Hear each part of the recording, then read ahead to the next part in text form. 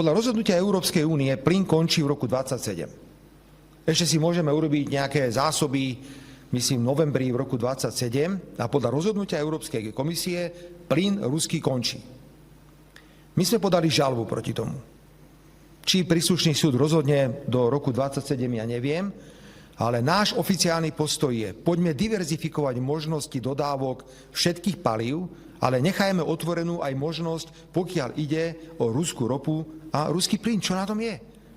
My sme boli včera jednoducho na stretnutí, kde nám bolo jasne povedané, Američania majú obrovský záujem nakúpiť tranzitné všetky infraštruktúry, no tak to bude veľká zábava naozaj. Tak Rusi budú dodávať Američanom plyn a ropu za štandardné ceny a Američania nám to budú predávať za americkou vysokohorskou prírážkou. To sme už takí idioti. Takže ja s týmto celkom nesúhlasím. Ja sa domnievam, že diverzifikácia musí byť. Musíme mať možnosť zobrať ropu aj cez tie tankery. Vyskúšali sme to, že to môže ísť aj cez tú Adriu, ale je to drahšie, aj poplatky sú vysoké pri Adrii. Ale rovnako, ak historicky sme napojení a rafinéria je postavená na ruskú ropu, prečo nemáme brať ruskú ropu? A prosím, už s tým argumentom prestaňme, že kupovaním ruskej ropy a plynu financujeme ruskú vojenskú mašinériu. To je nič, to je smietka, ak zoberiem celkové príjmy Ruska z predaja ropy a plynu. A naviac, veď stúpa podiel ruského skvapalneného plynu v Európe, tak my nemôžeme, ale Francúzsko môže kúpovať skvapalnený plyn z Ruska. Tie argumenty sa nám nejako vytrácajú. Takže vieme, že v roku 2027 končí ruský plyn, takže tento problém je vyriešený. Ak teda nevyhráme spor, ja by som bol rád, keby sme ten spor vyhrali, a to nezmyselné nariadenie e-power dať preč, EU-power, to dať preč jednoducho.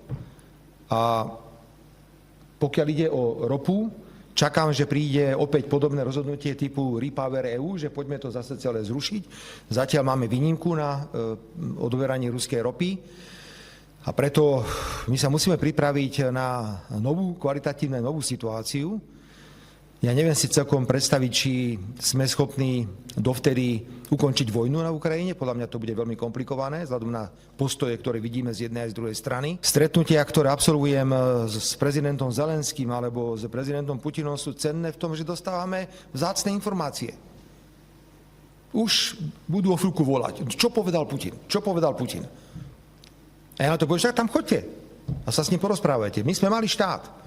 Slovensko je malá krajina, ktorá si obhajuje svoje vlastné národné záujmy. A veľmi jasne som včera povedal aj pánovi prezidentovi Putinovi. Pán prezident, my sme v Európskej únii, toto je náš životný priestor. A my chceme byť v Európskej únii. To znamená, ja nemôžem robiť rozhodnutia, ktoré by poškodzovali Európsku úniu ako takú. Ani ich nerobím. To, že som išiel položiť vence k hrobu neznámeho vojaka Červenej armády, snad nie je porušenie a poškodzovanie Európskej únie ako také. Takže beriem na vedomie, pán redaktor, čo ste povedali, že Fitch teda hovorí, že nejaká závislosť, ale to je za nami. Táto téma už jednoducho dnes prestáva existovať. Takže neviem, ak na budúci rok by povedali, že toto je negatívne, tak už to nebude platiť, lebo ak sa nám nepodarí zrušiť veci, tak v roku 2027 sme skončili aj s ruským plynom, aj s ruskou ropou, čo považujem za veľký nezmysel. Veľký nezmysel. If you like this video, then like, share and subscribe to Mirror Now.